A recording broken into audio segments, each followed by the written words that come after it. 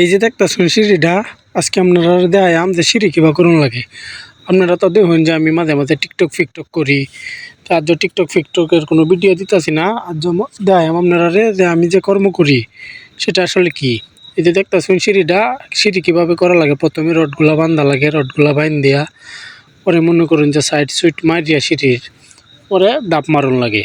তো আমার মনে করেন যে দাপ মারা শেষ, পরে কইলাম যে আমার জুনিয়র যারা আছে যে ডালাই বানাও, পরে ডালাই বানাইলো।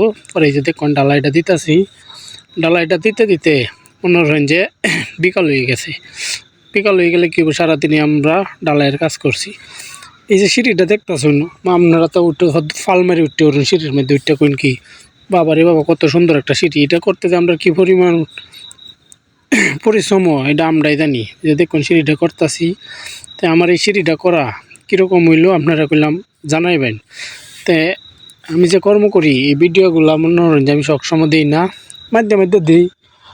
ভালো লাগলে জানাইবেন। আর আপনারা কেউ যদি আপনার স্বপ্নের বাড়িগুলো করতে চান, আমাদের আশেপাশে হন, তাহলে আমাদের সাথে যোগাযোগ করবেন। ইনশাল্লাহ চেষ্টা করব যত সুন্দরভাবে করা যায়, যত টেকসইভাবে করা যায়। কাজের মান আপনারাই বলেন, আমি নিজের মুখে কিছু বললি না কোনো সময়। আপনারাই বলেন যে এই কাজটা আমার কেমন হইলো, এই যে সিঁড়িটা হইলো। ধন্যবাদ।